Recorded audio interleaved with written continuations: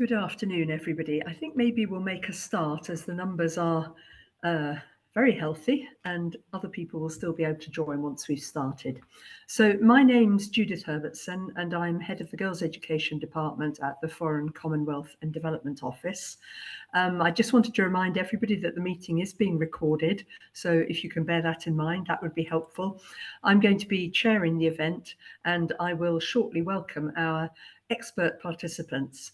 A few words of introduction first, however. In 2021, in the midst of the COVID pandemic, back in the bad old days, and a deepening learning crisis in education, the UK secured G7 endorsement for two new global objectives on girls' education. The UK held the G7 presidency that year. And these were, number one, to get 40 million more girls in school, and number two, to get 20 million more girls reading by age 10 or the end of their primary school, both in low and lower middle income countries by 2026. And that's 40 million more and 20 million more.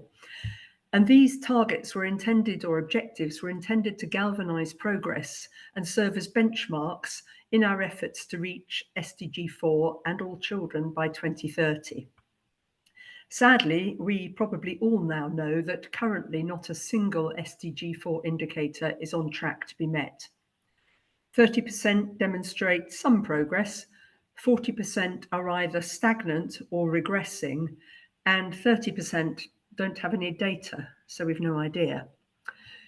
In November 2022, so 15 months ago now, we published a first report which established a baseline on the targets.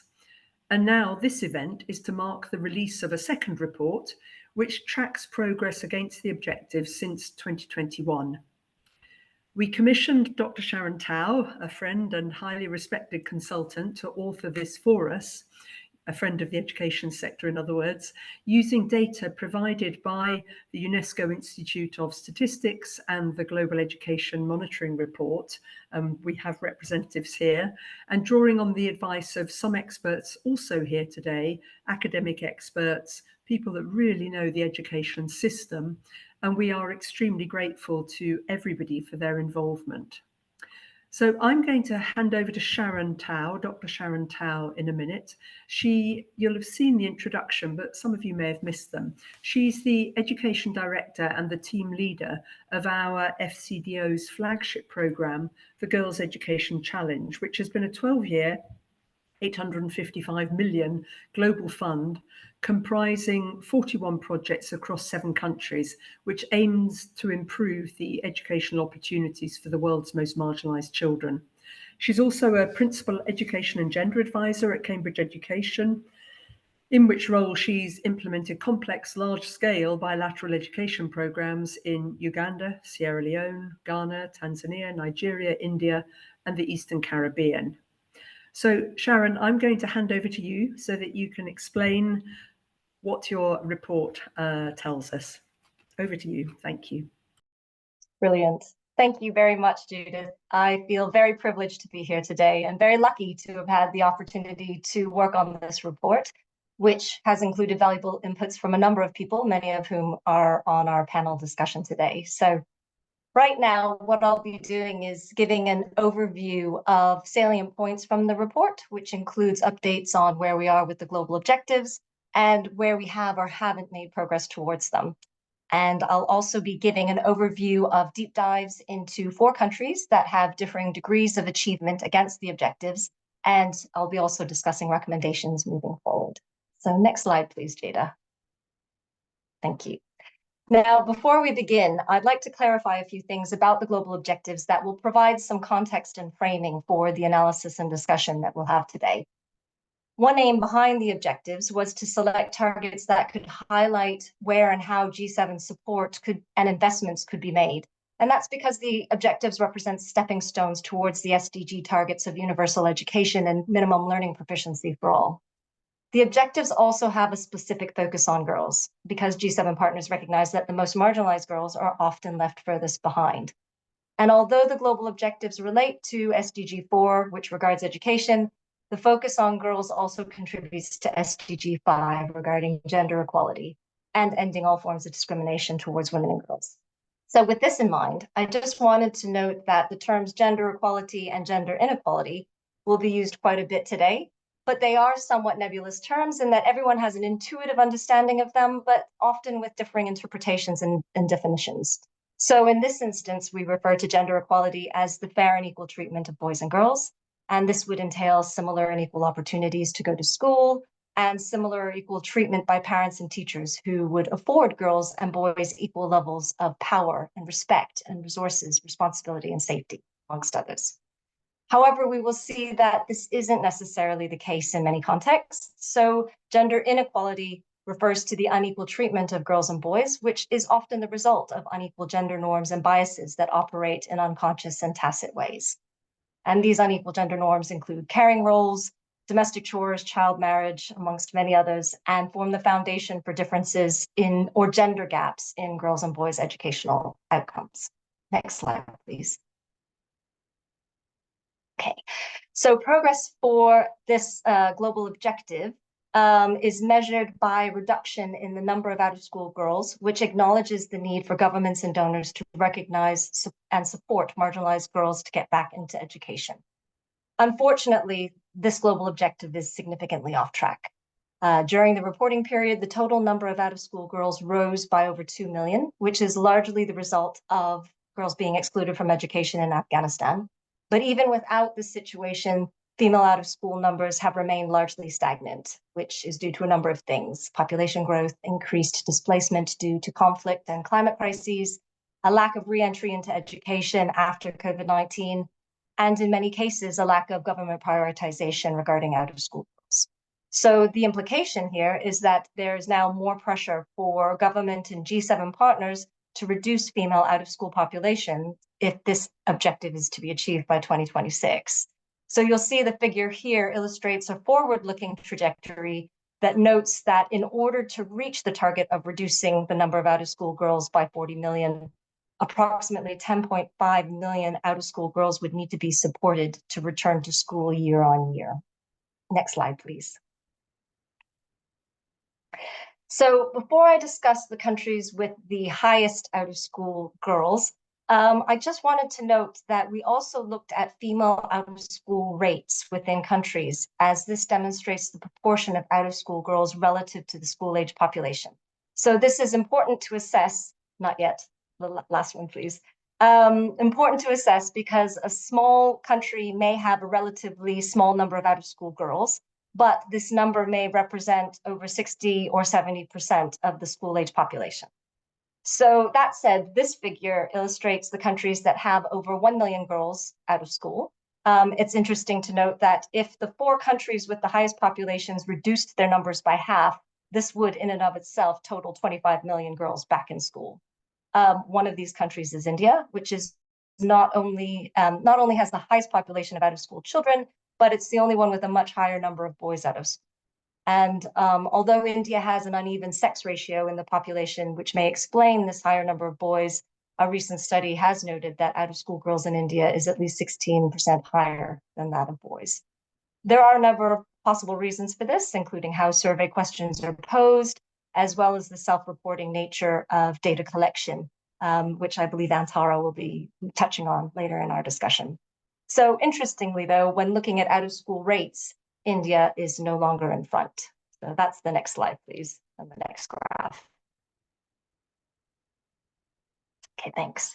So here we have an overview of countries with the highest out-of-school rates for girls, which are the purple bars, down to the lowest rates. And in the 5 countries with the highest female out-of-school rates, between 50 and 70% of girls in the school-age population are out of school.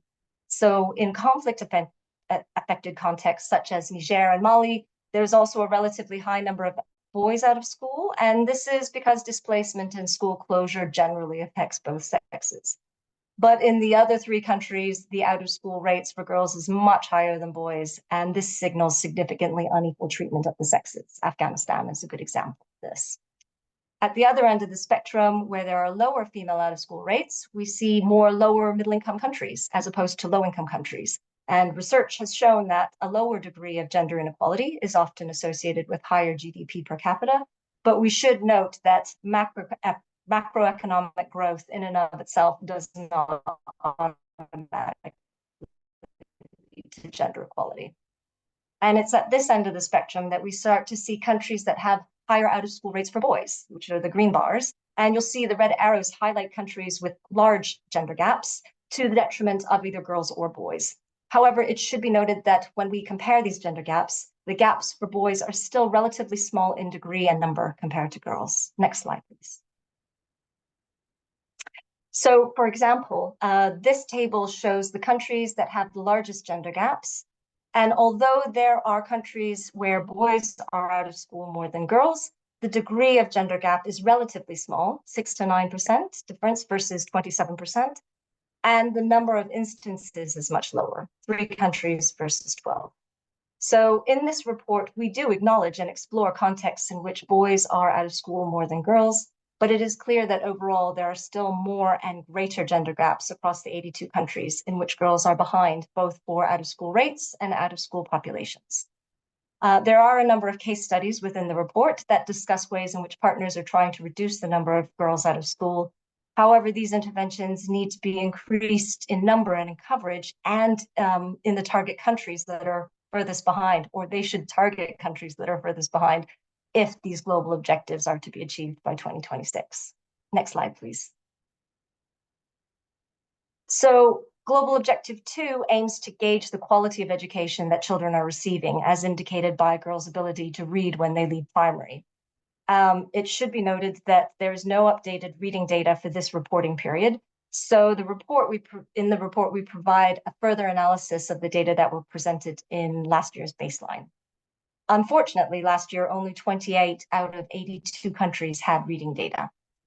Of the 28 countries with data, 20 had less than 50% of girls and boys meeting the minimum proficiency at the end of primary, which means that over half of children leaving primary school are unable to fluently read and understand simple short texts.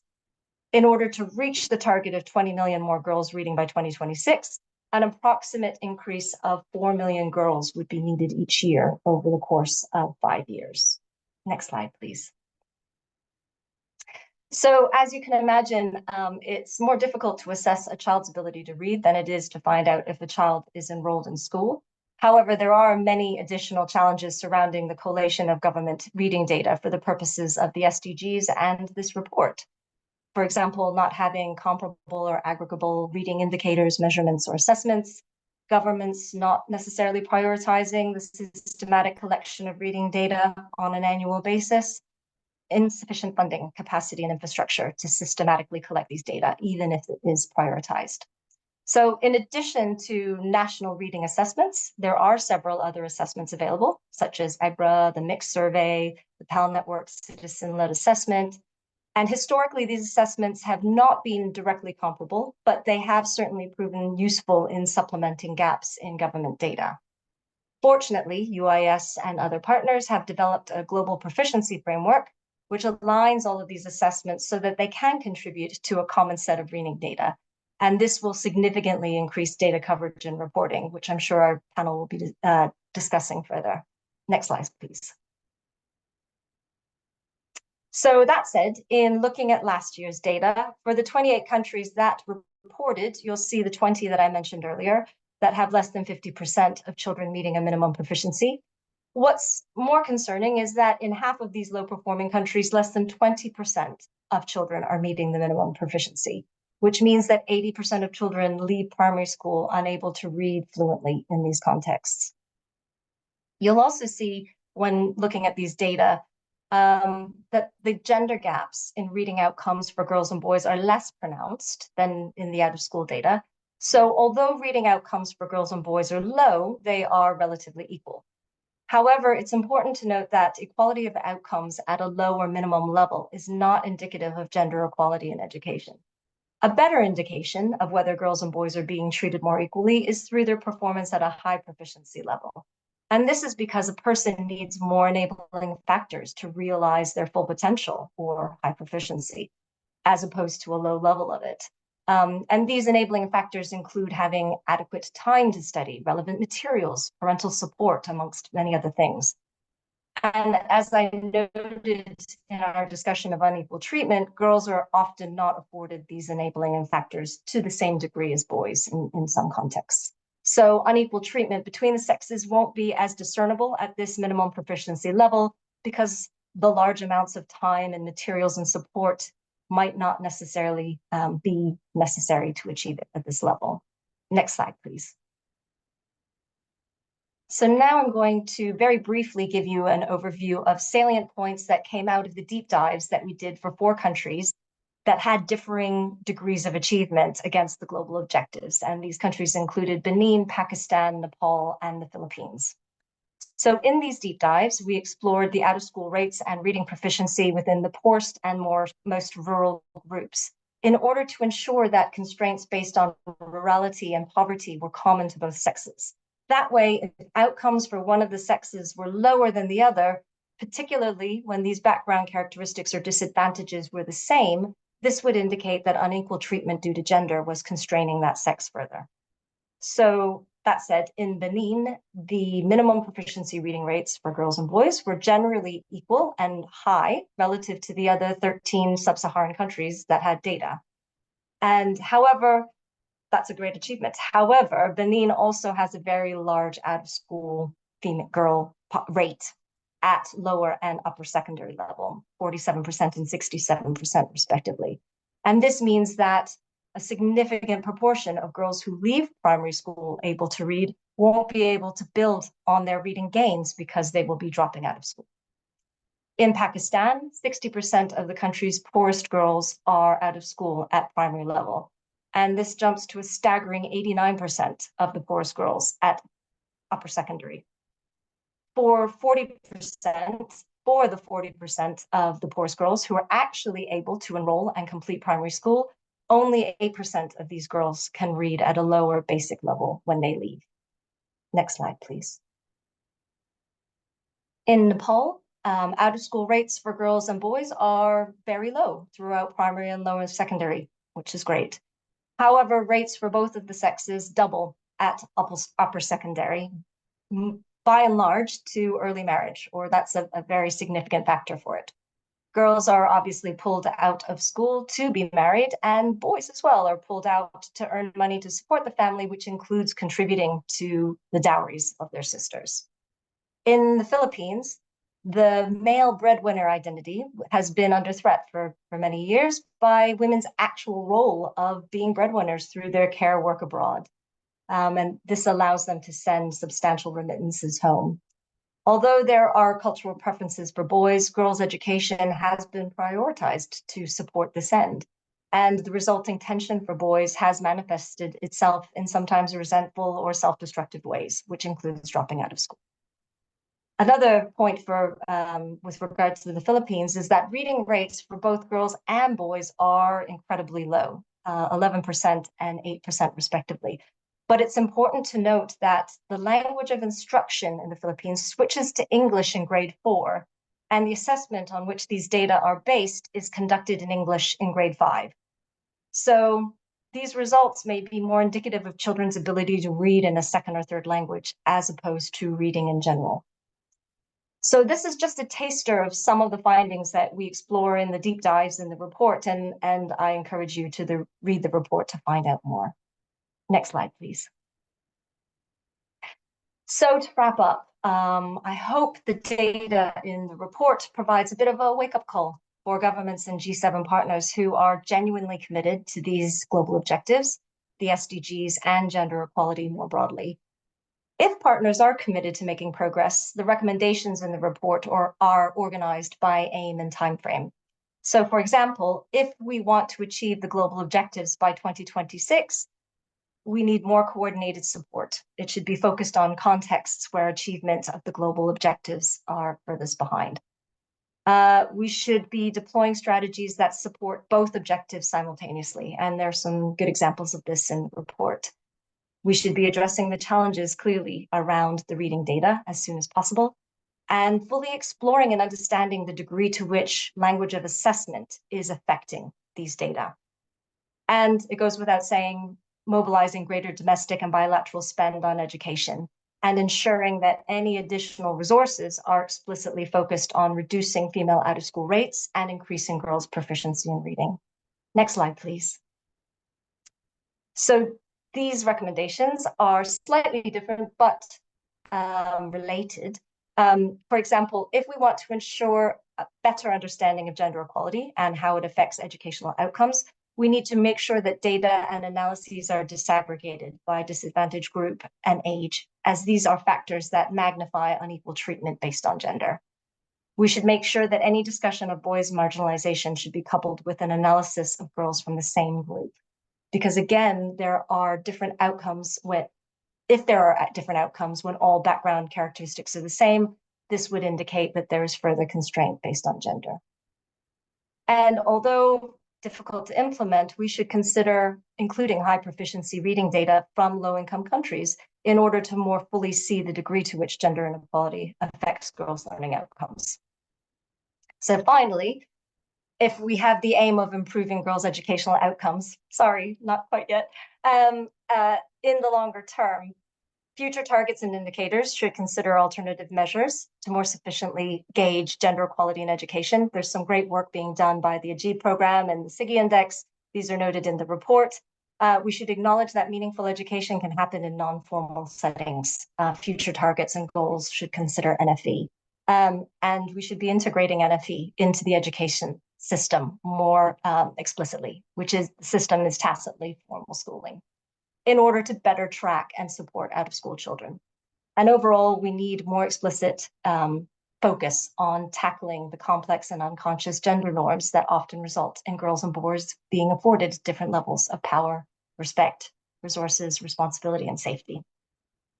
As sociologist Michael Kimmel notes, gender equality benefits everyone, leads to fairer societies, happier countries, and more successful economies, which is why it is a goal very well worth aiming for. Thanks very much. That's the next slide now. Thank you. Thank you very much indeed, Sharon. That was great. Really excellent summary, obviously, of the findings. And although the news is not good, you're giving us recommendations for how to take action and to re-galvanize our efforts. So right now, we're going to undertake, I hope, an audience engagement activity.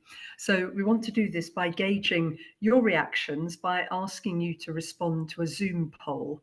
I am really hoping that the window will pop up on your screens, and then could you possibly scroll up and down to see all 12 recommendations? I'm going to give you 2 minutes, 3 minutes to pick your top 3 recommendations. And then Jada, who is kindly doing all the magic in terms of tech and logistics, will show the results on screen. And we will then be able to have a look at how we're voting, how we're responding to these recommendations.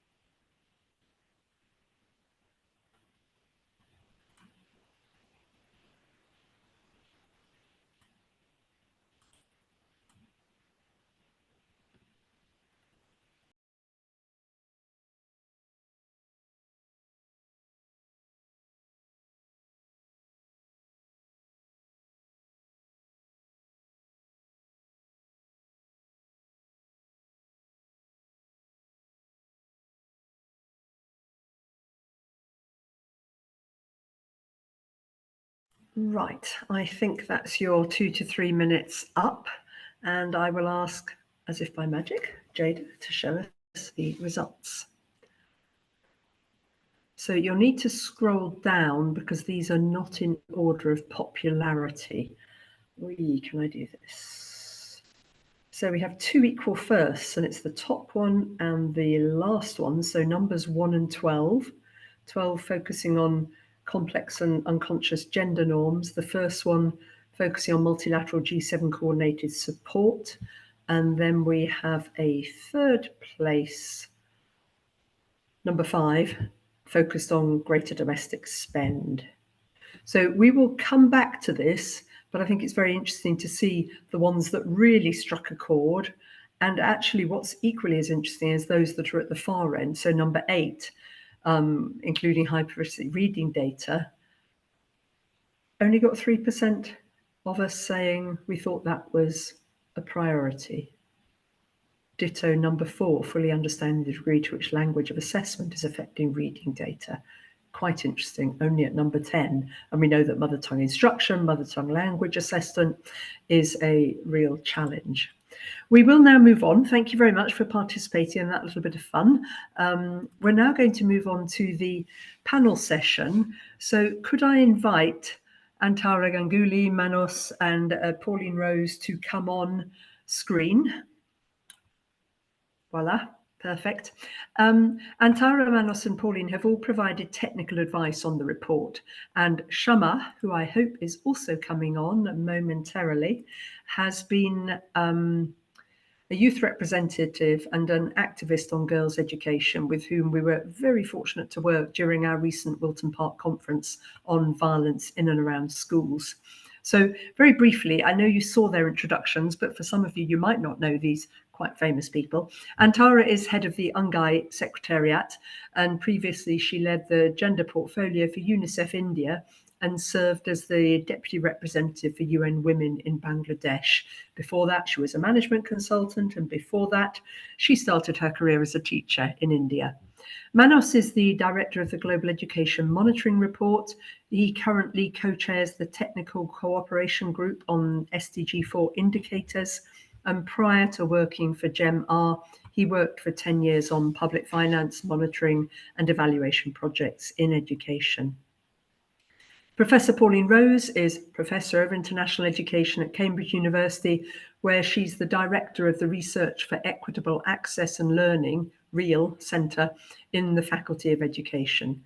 And prior to that, she was Director of the Education for All Global Monitoring Report, and she's author of numerous publications on education policy and practice. She's also worked on a large number of collaborative research programs in Sub-Saharan Africa and South Asia. And Shamah, just checking, we don't have her. Oh, no, hang on a sec. Yeah, thank you. Sorry, I had to scroll along, my mistake. Let me go back to my notes.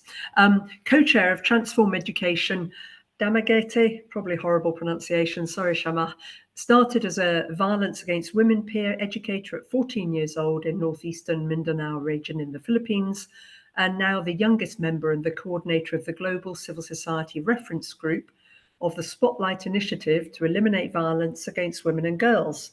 I don't know how you get all that on your business card. Also serves as the co-chair and part of Transform Education, a feminist coalition of youth-led networks and young activists with a shared mission to accelerate gender equality in education, hosted by UNGEI. So having introduced our 4 eminent speakers, we'll move on to the panel, and we're going to spend about half an hour working through a number of questions, and I will direct them specifically to members of the panel. I'm sure you've been prepped for this. So the first question will go to Pauline and then to Antara to answer, and is as follows. The report makes clear that we're not reducing the number of girls out of school. What can the G7 and other donors do to address this, including in conflict and crisis situations where the likelihood of non-attendance is seriously increased? Pauline.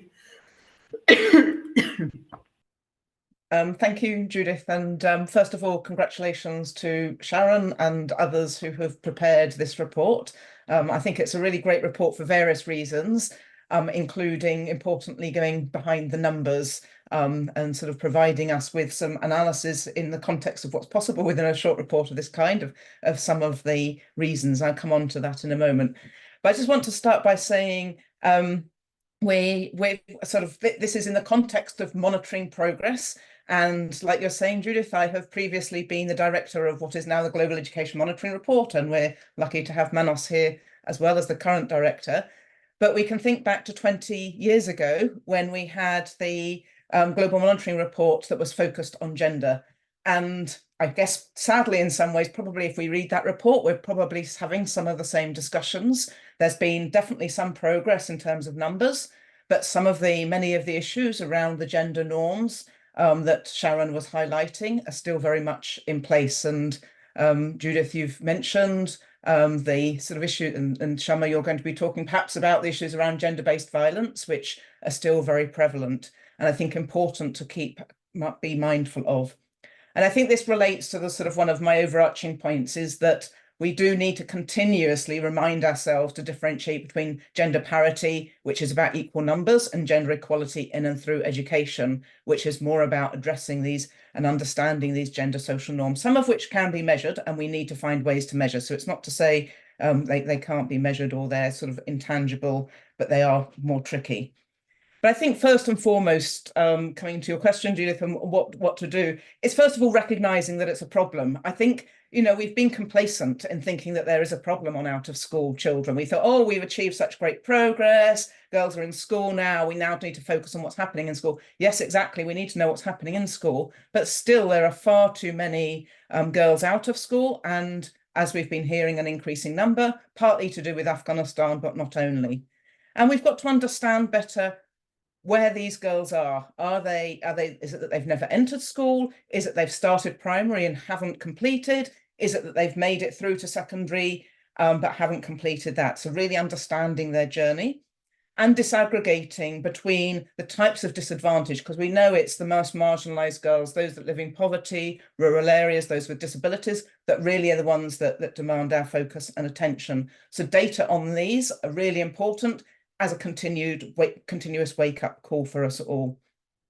And then importantly, understanding the reasons behind these numbers. And I think this is something that I was sort of particularly pleased to see in this report, was the deep dives into some countries to really understand some of those gender social norms that might affect girls and boys differently, and their sort of engagement between them. And I think that's really important for understanding how we actually tackle the problem. More of that is needed.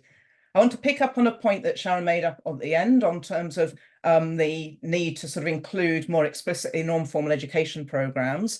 So we recently, as part of the Girls' Education Challenge, did an independent evaluation study on alternative pathways for girls who are the very most marginalised in a number of countries. And I think this really helped to identify both, again, the sort of scale of the numbers of girls that need to be reached, but importantly, innovations that are out there and that are trying to reach girls. We know that that's going to cost more money. But we know it also needs to be done. And I think at the moment, there's a bit of a tension in the global debates between, should we be trying to reach the low-hanging fruit, or should we really be focusing on those most marginalised, who we know will be more difficult to reach and more expensive to reach? And I would really push the G7 countries, including the UK, to do more of the latter. That's really where our efforts are needed if we're going to really tackle these out-of-school numbers. And finally, on the issue around conflict, and I think Antara might be picking up on some of this as well, but when COVID hit, we were up in arms about how this was affecting schools being closed, children not being in school. But sadly, I don't think we're doing the same in conflict situations where schools are closed. Children aren't able to go to school in Gaza, in Sudan, in Ethiopia in recent times. They're just closed. They're often used for military purposes. Children themselves are often attacked or caught in the crossfire. And I think, these children won't be in those out of school numbers. They're not being captured. And, there's different, again, gendered effects of this. So I'll stop there and hand back. Thank you. Thank you very much indeed, Pauline. And I'm sure your comments on Gaza resonate horribly with us all. Antara, over to you. Thank you so much. I first want to thank FCDO for being so steadfast and shining a light on this issue. these last few years since this commitment was made has been extremely hard on the whole world, the planet, and the people living in it. So we just really, really appreciate the work that your team has put into continuing to bring us together around this. I agree very much with the points that Pauline made, and I wanted to add 2 points. One is around measuring children who are out of school and what you can do with that with supply side interventions and what you can do with demand side interventions. To a large degree, it has been supply side interventions that has brought such a huge number of first generation learners into school in developing countries. You build schools and you build with advocacy, a message, a story for parents on what children will get out of being in school, and they will send their children to school. Yes, at first they're more likely to send their sons than their daughters, but eventually, if you provide enough support, they will send their daughters. We are seeing this around the world. So things like scholarships, free uniforms that are actually available, textbooks that are provided at school, a school that is safe, a school that children want to go to, teachers that are kind to the children, that are not mean and unfair to particular communities of children or to girls, or to some boys, especially those that identify as SOGI. These are all supply side factors that will help the most vulnerable children to go to school, whether they are girls or boys, or children who do not conform to either of those two gender identities. Now, where I think things get hard is when you're looking at that last mile. The most, which by the way is a term that comes from Unilever in the private sector, as they were trying to figure out how do you sell soap and shampoo to the poorest families. But it's really instructive for us because it makes clear that the economy, the political decision making in those households is really, really different. That's where we cannot get the most vulnerable children, especially girls and SOGI boys, without looking at demand side factors. One, because they're sometimes invisible. They show up in households where they're not supposed to be, and they're not counted by enumerators because they're not expecting to see them there. So a child who is the nephew of the husband, and he's been put into that household because his parents are landless laborers and have migrated somewhere else, he's not getting counted anywhere.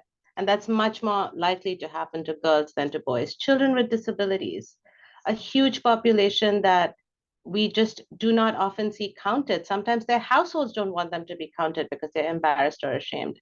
So there is something there around what are we counting and what are we doing from a demand side. One demand side intervention that needs supply side is actually identifying the girls who are most likely to drop out. Anyone in this audience who has been a teacher will say, you know when a child is at risk of dropping out. They're not doing well, they're not paying attention, they may be acting out, they may be crying to their friends. We know, and we know for girls, this is likely to happen when they hit puberty. This is likely to happen when they are being raped or assaulted or harassed at home.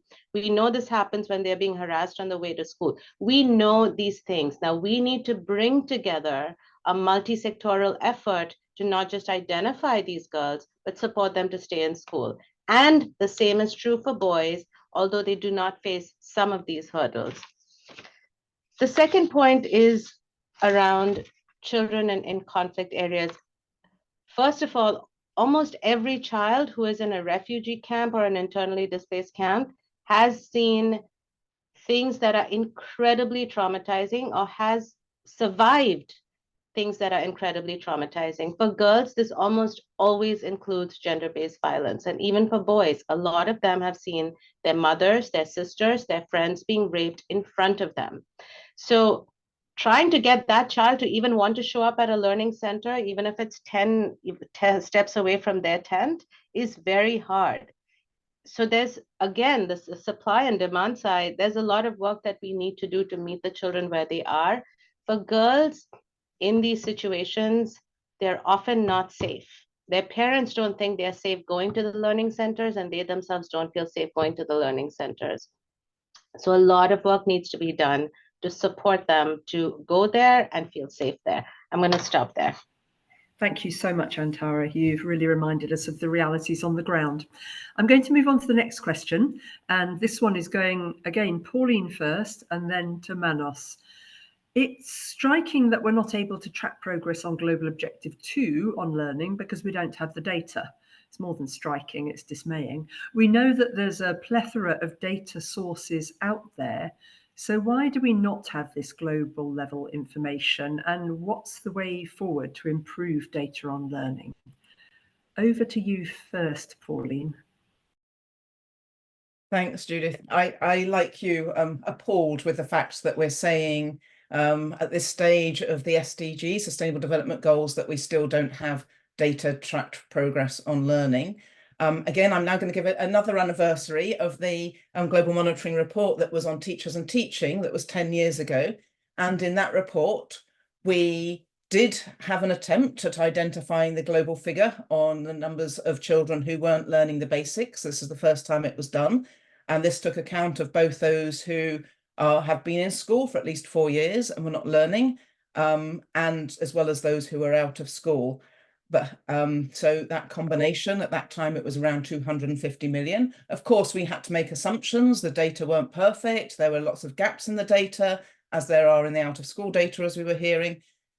But I'm actually sort of quite shocked that we're still having the same discussion, that we haven't seemed to have moved on. There's a lot of engagement activity around the importance of foundational literacy and numeracy, around the importance of foundational learning. And of course, data alone aren't enough, but not being able to track whether we're making progress is a real shortfall in our sort of knowledge, and therefore the action that we're taking. And I'd say sort of these debates 10 years ago, before the SDG started, were about the need for better and more regular data, and everyone was agreeing and nodding and saying, yes, we should be doing this. So I'm sure that Manos will be able to tell us better than I can what's been happening in those last 10 years to know why we're still saying the same things. There was, at that time, a blame game going on of it's UN agencies not doing their job, of donors not doing their job, of domestic governments not doing their job. And I think we still hear the same. And I don't think that's good enough. I think we really need to now just not be sitting around at tables debating whose problem it is, but actually getting on and doing something about it. And this is something where I really think the G7 countries need to take leadership on. They need to be putting money where their mouth is in terms of supporting monitoring data systems, and supporting national governments in doing this. I should say also that we need to recognise that there are data out there, and Sharon pointed this out, and we need to use those data. And some of them can be compared. There was, in the work that I said was done 10 years ago, there was anchoring of items that was possible.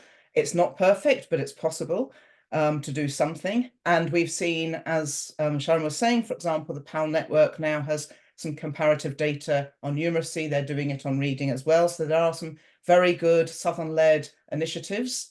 At the time when the debates on measuring learning were coming up, it was also a concern that we don't want a PISA for the early years, quite rightly and understandably. But again, the likes of the PAL network have shown that that doesn't need to be the case, that that's done within households, it's done in sensitive ways, it's done in ways that community actually value the data and able to use the data, and then that bottom-up approach to being able to use at the global level as well.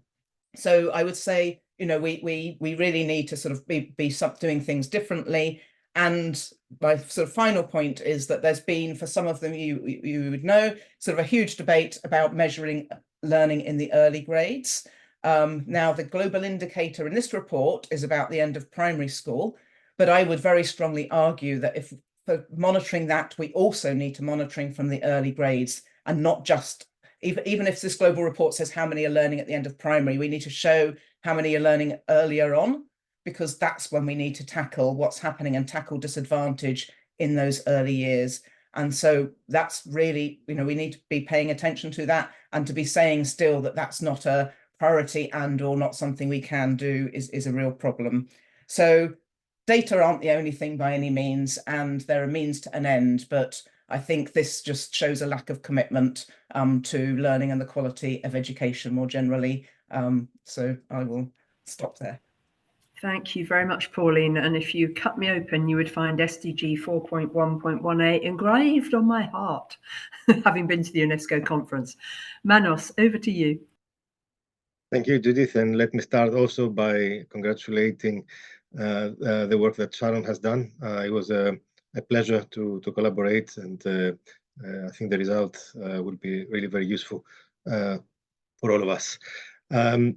It is a little bit painful to have to talk about data on a presentation of a report on gender equality, and it is really difficult to go into too much depth without distracting us a little bit from the really important problems that Sharon and Antara earlier and Pauline have highlighted. We do have actually some new data in this new report compared to the baseline, but of course they're very limited and do not change the big picture. Now, there are three problems that I think generally... Okay, great. What time are you open till?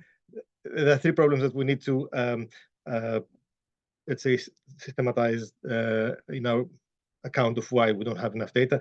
I would say, interesting enough, because it was in Sharon's presentation, I think we can quite say that governments have not prioritized. I think there has been quite a massive change in these 10 years, with low and lower middle income countries being much more willing to step forward and do it, but it is costly.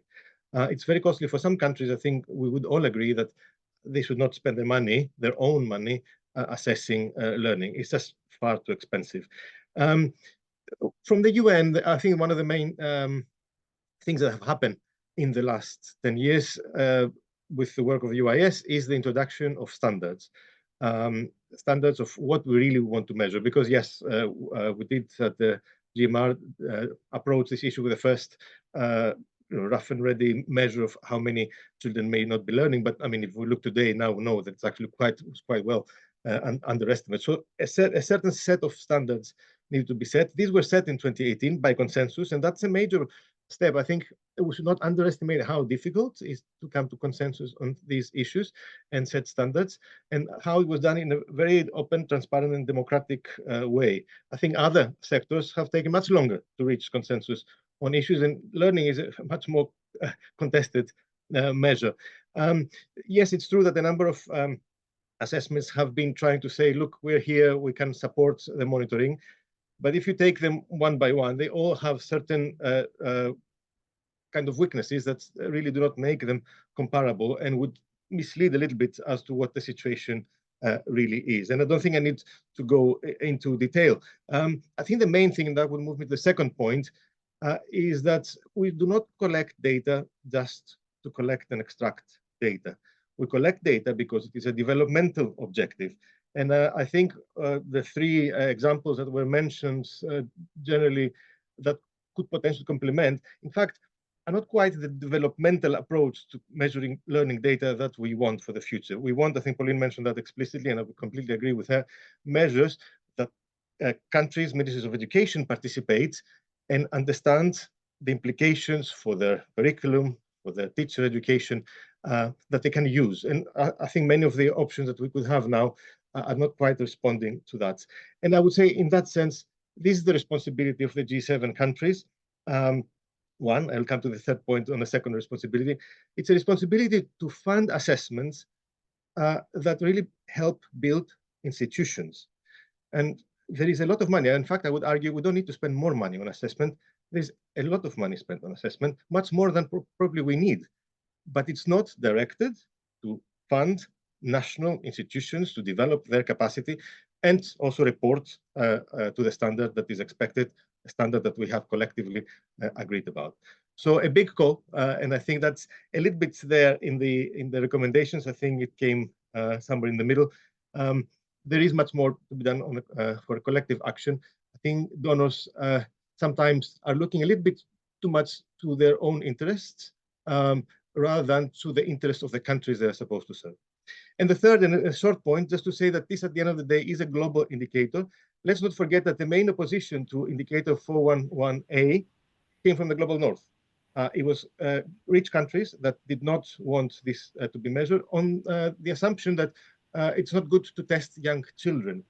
And that's a little bit bizarre because, of course, these countries test young children much more than anyone else in the world.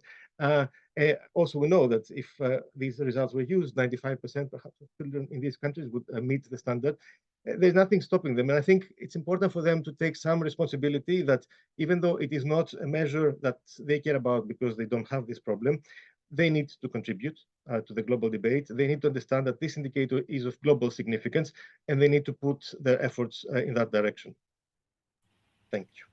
Thank you, Manos. I will take that back to our government. It's a very good point. I think we miss the point about the incentivization and the critical importance of doing that early measurement when we're in a country where we think everybody will learn to read by the age of 10, and it's a shortfall on our part. Moving on to the third question, and I'm going to come straight back to you, Manos, and then to Antara. The UK has a focus, as you know, on improving girls' education. And the report shows that, and that doesn't mean we don't focus on boys, but we have a particular focus on girls. And the report shows that in many countries, girls, particularly marginalised girls, are doing worse than boys, not universally, but in many. We know in other places this isn't the case. What strategies can we use to address these gender inequalities? And is our focus on girls leaving boys behind? Back to you, Manos. I think you're still on mute. Yes. A very big question. Maybe one should start a little bit by opening a little bit the evidence on data. I don't think Sharon did not quite present it exactly the way I understand it. In fact, in practically every country in the world, girls are doing better than boys in reading, but we should always take that evidence with a pinch of salt. Because in countries, high-income countries where these gaps are very large, and these data come from school assessments, when you actually test young men and women at home and not in school, there are no such gaps. And that suggests that a lot of the evidence that comes from school-based assessments, the ones that we are familiar with, are in fact influenced by norms, norms of how much boys want to try in a classroom setting, next to girls. So again, a bit of caution. Another interesting fact that I think Sharon mentioned, and we have shown in past gender reports, is that while even in mathematics now, boys and girls are actually doing more or less equally well around the world. There are some regional exceptions of interest in either direction. But the big difference is that boys are doing much better at the high end of performance than girls, and much worse than girls at the low end of performance. So the distribution of boys and girls' performance in mathematics is very, very different. And that's also something we need to remember. Now, what needs to be done? Of course, it has already been said, parity is not the same as equality, and there are very important inequalities remaining. Curriculum, sexuality education is, of course, something that really needs to be emphasized further. Textbooks and the stereotypes are there, affecting everyone in directions we don't want to see in the future, teacher education, etc. But parity also is interesting. And I would say what is particularly interesting for us is the process that we have started with the UNESCO Institute for Statistics, and I'm grateful also to Sharon that she features that in the report. There's this idea of the national SDG 4 benchmarks, invitation to countries to set their own targets, not targets imposed by anyone else. We have a certain bad habit at the global level to set targets on behalf of others. So this is a very interesting experience. We asked countries to set targets on the gender gap in secondary completion. And surprise, this is the one indicator that countries have struggled most to set targets. While for an indicator like early childhood education participation, 3 in 4 countries, or almost 75%, have set a target, only 36% of countries have set a target on gender gap in completion. And I think it's a bit of a shock effect, because countries felt somehow perplexed by the idea that they may have to set a target that essentially sets them to continue having inequalities, even in gender, let alone in cases like poverty.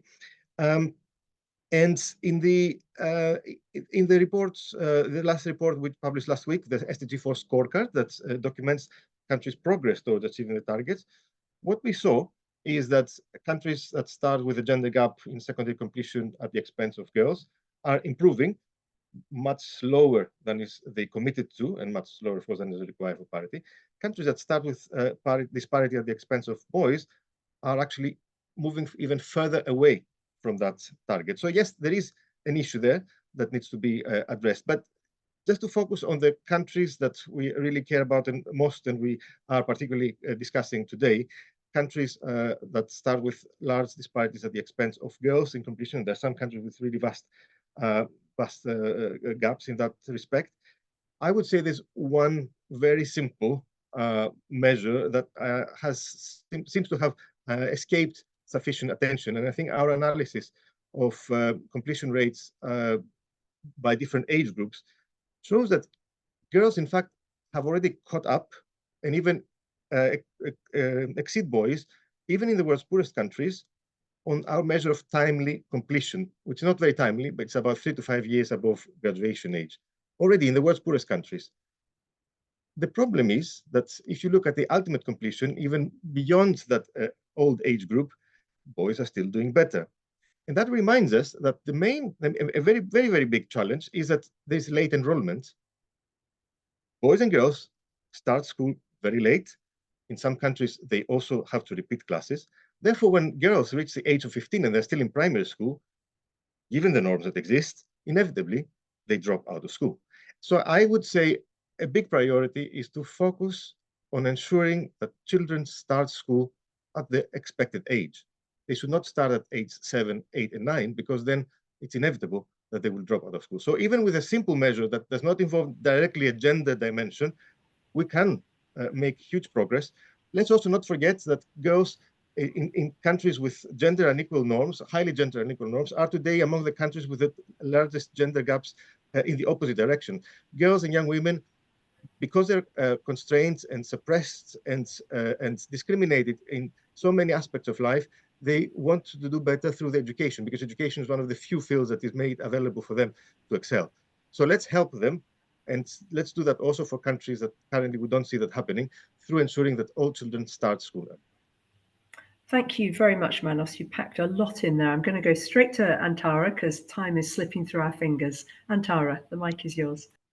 Thank you very much. There's some great analysis in the report that presents some of the points that Manos made a little bit differently. So I'm looking forward to everyone reading the report. I want to focus my comments on the language we use in the education sector when we talk about gender. We say things like at the expense of, disadvantage of girls or boys. And I want to urge everyone to be really careful about the language we're using. Are we talking about overall disadvantage based on gender, or are we talking about whether girls or boys are more likely to be in school and learn in school? I think we're talking about the latter, but when we use terms like at the expense of, we're almost making it seem like that child, that whether it's a girl or a boy, is going to school and preventing another child from going to school because of that. So it sort of makes it a little bit contentious when it's not. I think we all agree that we want all children to be in school. I also want to talk about use 4 countries as an example to talk about what happens when boys are more likely to be out of school. So in descending order of magnitude, Jamaica, Jordan, Japan, and Korea. Note, Japan and Korea have very few boys out of school. They have very few children out of school. But in both countries, there are more young women in tertiary than young men, and that's often seen as sort of a gold standard of having achieved parity. Now, let's look at the situation of women and girls versus the situation of men and boys in these countries, remembering that we're talking about boys' disadvantage and girls' disadvantage. Jamaica has the 2nd highest rate of femicide in the world. Femicide is the phenomenon where a woman is killed because of gender-based violence. The World Bank calls femicide in Jamaica an epidemic. Jordan's participation in the workforce is now 14%, down from 22% only 5 years ago. Only 27% of Jordanian women have bank accounts compared to over 70% of Jordanian men. Now, would you have predicted this from knowing that 15% of Jordanian boys are out of secondary school versus 10% of Jordanian girls? So we are saying boys are at a disadvantage in Jordan, and yet you look at what happens when they become young men. and it's not really a disadvantage. Japan has more women than men with undergraduate degrees, yet it has stagnated in the bottom 10% of the global gender gap index for years. Japan is 125 out of 146 countries, and Korea is 105 out of 146 countries. Korean women earn 65 cents to every dollar that Korean men earn. And in both countries, the unpaid care work that women take on is many multiples of the OECD average. So what these 4 countries show us is that a disadvantage vis-a-vis being in school does not lead to life and livelihood disadvantage for boys in the same way as it does for girls. For girls, there is such a clear correlation between being in school and being able to earn money, have a bank account, and say no to a violent relationship. For boys too, it's better to be in school than to not be in school, but it's far more possible for a boy to live a productive life and not be a target of intimate partner violence or or harmful practices like child marriage, even if he does not go to school. Finally, one point I'd like for us to reflect on as we move to the post-2030 agenda is, did we pick the right goalpost by really focusing on gender parity? Getting girls into school is really important. We all agree getting all children into school is important. It's elementary, but it is not the goal. The goal is equality. And I would suggest that getting girls into school is just the first step to truly achieving equality. Thanks. Thank you, Antara. We're being left with a lot to think about, aren't we, folks? I'm going to come to Shamah now. And in these discussions, as we've just been having, it's sometimes easy to forget the young girls and women who are affected by the issues at hand. I just wondered if you had any reflections on that question. Thank you so much, Judith. Before I start, first of all, Antara, Goat, thank you so much. Very nuanced point, especially on how even if women are the ones that are in school, or young women are the ones that there's more young women in school and lesser boys in school, that doesn't necessarily translate to gender equality in society, or that doesn't necessarily translate to women getting more career options at the end of the day. That's where I kind of wanted to start my reflection. And this is really based on the report earlier and on the panel right now, and also a few reflections that we've had from Milton Park and the comments that young people have had specifically on violence in schools and the conversations that we've had in violence in schools. Again, I'm going to start with Antara's point, and I just wanted to extend that a little bit. In the Philippines, that is what is happening, as what Sharon has mentioned in the report. There's this idea that women are questioning or challenging men's breadwinner identity right now within the Philippines, because more women are working, especially abroad, in order to provide remittances. But let's not remember that it's still a very patriarchal and colonial product. When we say women are working outside of the country, Filipino women are working outside of the country, a huge number of those women are doing care work. A huge number of people, when asked what the Filipina is doing in another country, will answer, she's probably a nurse. And that has been a butt of so many jokes on Netflix specials, on a few TikToks that I've seen. There's nothing wrong with being a nurse, but that is still care work. That is still a very feminized career path that women have been pushed towards. And this wasn't just a product of us pushing women to do care work. This was a product of a demand from the US, which was our former colonizer at the time, in order to get more people to provide them with nurses, because they didn't have enough people. So this whole idea that education isn't necessary is far removed from everything and should just be considered, oh, we need more people to go into school, and not just consider any other political ramifications of education, need to kind of change. We have to think of how does the school, fit into the whole macrocosm of the world. Next, I want to point out that education within the Philippines, and maybe I think to most countries and to most politicians, is one of their propaganda machines. In the Philippines, the priority right now of education wasn't to provide it for free. It was before, but now it's to provide discipline, because a lot of the politicians have sold this idea that Filipinos need discipline and younger Filipinos need discipline. However, parents and young people see education in schools as a status improver. For us to go to schools, in order for us to, get more jobs, better jobs, etc.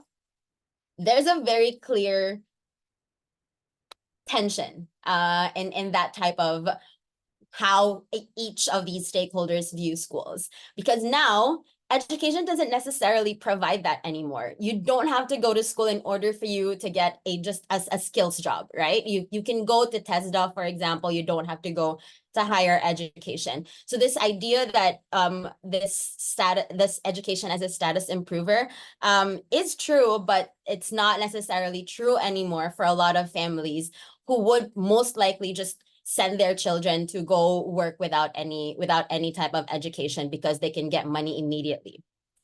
Then there's the type of learning as well that we get in schools. I know that I only have 5 minutes, so hopefully I'm not extending my time, but there's also the type of learning that we get in schools. A lot of times it's just rote memorization. There's no focus on critical thinking. There's not a lot of focus, or there's no conversations around consent. There's no conversation around equality. There's no conversation around what exactly are we doing in school and why exactly are we in school. And it's not also providing this whole idea, because the idea is just schools are going to give you diplomas and that's it. I think we need to also sell the idea that schools deliver multiple types of services for people, because a lot of times schools are also where children can go eat if they don't have food. It's a place where they can go to the clinic if they can't afford to go to hospitals, for example. And schools need to be able to provide that, and governments need to be able to provide that domestic funding for schools to be able to deliver on that. I want to also say that, yes, some schools do provide that already, but in my context, schools have closed because of climate change, because we've been hit by a typhoon. Schools have closed because of COVID. And a lot of parents are actually really tired right now. I asked my mom, like, are there a lot of dropouts from your class right now? And she's saying, oh, yeah, well, there are, and it's not necessarily gendered. It's just that the parents are really tired now because they also have to do modular things. They also have to teach their children while they're also working at the same time, but then don't have that capacity to do that. So they just don't send their children to school anymore. Last one, and I know it's 5 minutes. I really want to point out the language barrier thing. I speak 4 different Filipino languages.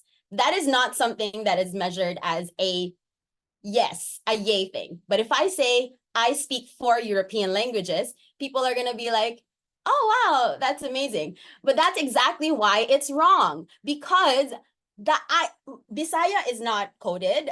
I can speak it even if it's not coded. You don't know the grammar of it. You just speak it.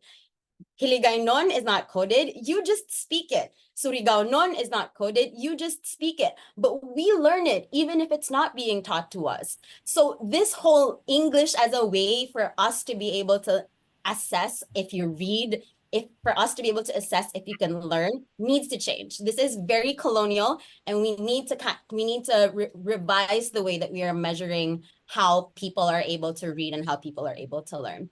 I wanted to talk about violence in schools, but I know that it's not, I don't have time anymore, but definitely the safer the school is, the more women are going to be in school. Actually, my organization did a short survey of the connection between school-related gender-based violence and how likely girls are to come back to school the next year.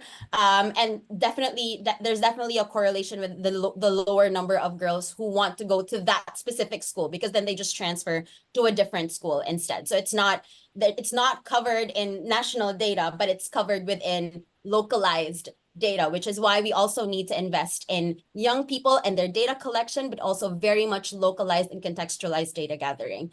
Let me stop there. Thank you so much for giving me the time. Thank you, Shamah. You got a packed in a lot there to slightly over 5 minutes, but that was brilliant. Thank you very much for bringing that reality to our screens. So we have 16 minutes left. We're going to have a couple of minutes of wrap up at the end, but it does mean that we've got time for some questions. I put the prompt in the chat bar suggesting that people put their hands up and come in to ask questions, or if you really don't want to even speak or put yourself on screen, of course, write the questions in the chat bar. So, of course, we haven't got any questions now, Shamah. Now I've cut you off. Let me see if somebody is prepared to be brave and ask a question. We've got all these expert panelists here itching to be asked. Girish has his hand up, Judith. Oh, thank you. Girish, sorry, I couldn't see that. I should obviously go into the people. Girish, come on and ask your question, please. Thank you. Thank you, Judith, and thank you to the panel for an amazing discussion, and of course for the amazing report. Lots and lots of insights here. That's absolutely fascinating. My question is twofold. One is, what is the role of the workforce, that includes teachers and officials, to challenge and change some of the gender norms, make the schools safe, and ensure that it becomes a much more equal, equitable, safe playing field for both boys and girls? And number two, as a stepping stone from reading and writing, how do you actually, is there a way in which we can get data on issues of engagement and resilience and critical thinking and safety, which is really important to actually tap into the potential of children, both boys and girls? Thank you so much. Thank you, Girish. Was that directed at anybody in particular, or would you just like a brave volunteer? Not to anyone in particular, because so many of you, there's so much of intersectionality in all those points. It's very hard to sort of point at somebody. Absolutely fine. Right, I will take Pauline, you're waving at me. Over to you first. Happy to start, and then everyone's coming. Girish, really important points. And in fact, I recently did a paper with Professor Yusuf Said on both the two targets in the SDGs that are associated with the points that you make. So the one on teachers and on global citizenship education, which we sort of assess as being the forgotten ones. Global citizenship education, there's been a lot of debate about what the indicators are, how to measure it, some progress in doing that. Teachers have almost been forgotten and sort of sidelined in some of these issues around indicators. I'm not saying that they're not there, but we haven't been paying enough attention. And I think you're absolutely sort of spot on that if we're going to be changing things within the schools, within the sort of experience that girls in relation to boys face, then teachers need to be supported in how they address those gender social norms. So it's not about, we recognize it's not only about having more female teachers. Sometimes there are more female teachers than male teachers. When you get to secondary school, and particularly in STEM subjects, it's more frequently the other way around. When you get to school leaders, there are very few female school leaders in some contexts, and particularly at the secondary level. So it can sometimes come to that, but it's also about how teachers are supported in understanding how to address gender social norms in their classes, some of them dealing with very large classes of over 100 students. How do you address some of the sort of support that's needed, and particularly again for those most marginalized? So thank you for raising that. Thanks, Pauline. Sharon, thank you. That's very polite of you, putting your hand up. Go for it. Thanks, Antara did as well. No, just to chip in very briefly, a reflection around the power of teachers and educators to change and address unequal gender norms or social norms. Yes, that is important, but I think the thing that we need to be mindful of is that teachers are often a reflection of the social and gender norms in which they're located. So you can have plenty of female teachers that are reproducing unequal treatment and unfair treatment. And so I think we all need to be really mindful of that before we just jump to the conclusion that education can change gender and social norms. And we have to make sure, and that kind of speaks to one of the recommendations about, really nutting out the complexities and difficulties of winning hearts and minds, of shifting attitudes and behaviors of people, which teachers are flawed human beings like we all are, and getting them to change their perspective on gender norms so that they can influence their classrooms as well. Thanks, Sharon. Thanks, really helpful. Antara, and then I'll come to the question that Heather's posed in the chat. So if anybody wants to look at that already, great. Antara. Let me share a story. I was recently in a karate class for 3 and 4-year-olds, and there were 2 girls and 4 boys. And the 2 girls, this is in New York City in America.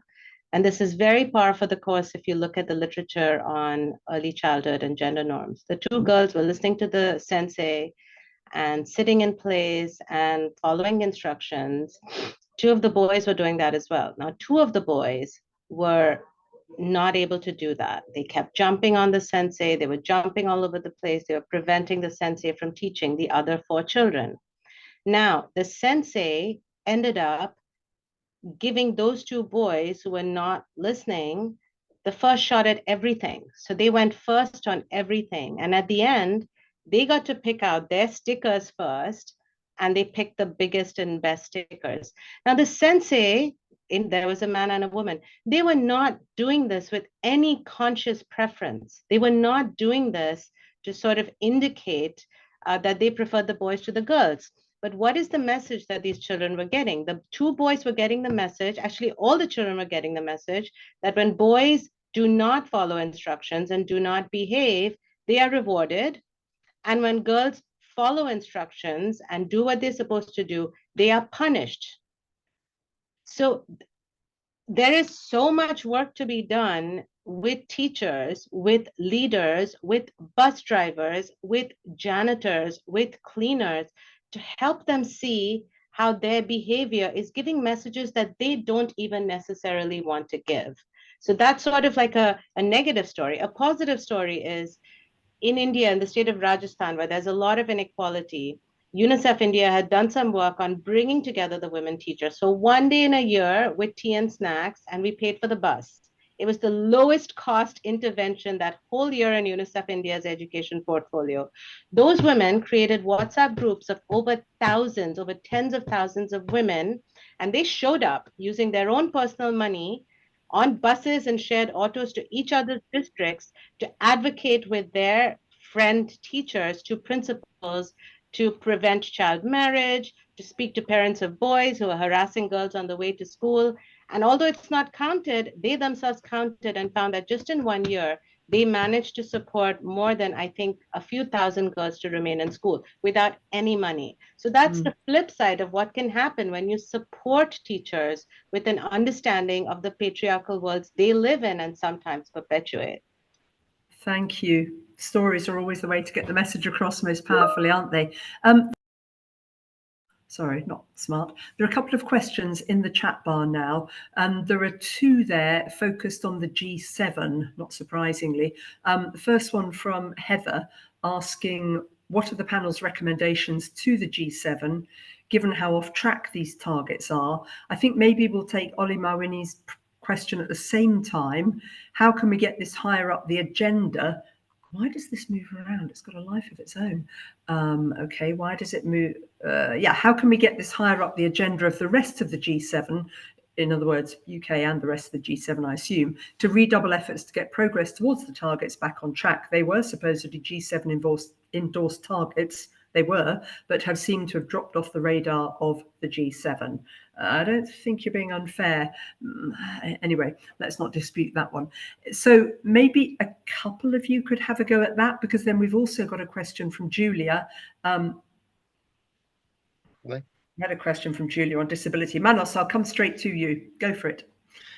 It's a very good question, and also one of the objectives of this report is precisely to mobilize donors from these countries to act in that direction. I just want to remind the last year we, as part of the baseline report, we had actually addressed this question to the G7 agencies and asked what are the projects and programs that they champion in that direction. And I think the results were somewhat disappointing in the sense that even though the countries had endorsed the target, they did not seem to reflect that as much in, not all of them, but some of them in their actual policy implementation. And there was a debate, should that be featured more? At the end of the day, these reports are not just for accountability, they're also formative reports. They're meant to actually put the 2 and 2 together and say, okay, we set certain targets, how are we supporting them? I think there is definitely scope The two objectives are well aligned with the global objectives of the international community. They just try to give a bit of a more concrete, measurable measure of progress. But I think more dialogue, because this is only achieved through dialogue, more dialogue is needed among the G7 community in the group when you meet annually, and I think you meet regularly, to say, okay, how can we better align these reports, these measures that we're taking? So that's one part of my answer. The second, I just want to reiterate what I said. Data on learning outcomes are one interesting challenge because it is a perfectly solvable problem within a fairly short period of time. I think it's a good opportunity for G7 countries to show leadership and instruct agencies and international partners to work in a direction that is not only about, as I said, measuring and getting the data, because that in itself is not a developmental objective, collecting data in a way that will help countries develop their education systems. I think that's perfectly achievable, but we need a much clearer voice how to avoid wastage of international support. Thank you, Manos. I'll come to you, Sharon. We've got a couple more questions coming through, but I'm not sure we'll get to them all. Over to you, Sharon. I'll make this very quick. I think actually this question is probably for you, Judith, to give your reflections on. But I was going to be just a bit provocative and say that, you know, we talk about the G7 committing to these global objectives, but there's actually no accountability mechanism, or at least one that I know of. You know, what happens if, or put it this way, if the G7 partners were to explicitly put the global objectives into the log frames of their programs or their results frameworks and that sort of thing, you'd see a much more explicit focus on it. And then what happens if they don't do things like that? So I guess I'm just saying that there might be some accountability mechanisms of which people are held to account for and noted, that might spur people to have a bit more focus on these objectives. Thanks. Thank you. I'm going to jump to the end, forgive me, to Natasha's question, which is one for Shamah, in terms of what is the role of a young feminist organization? No. What is the role of young feminist organizations in advancing this work, and how can we work intergenerationally to achieve this? While she's thinking of her answer, I just wanted to say I am not disregarding the question from Hannah and indeed the question from Julia, which is about children with disabilities. Forgive me, we're just running out of time. Shamah, a couple of minutes, over to you. Thank you. And thank you for the question as well, Natasha.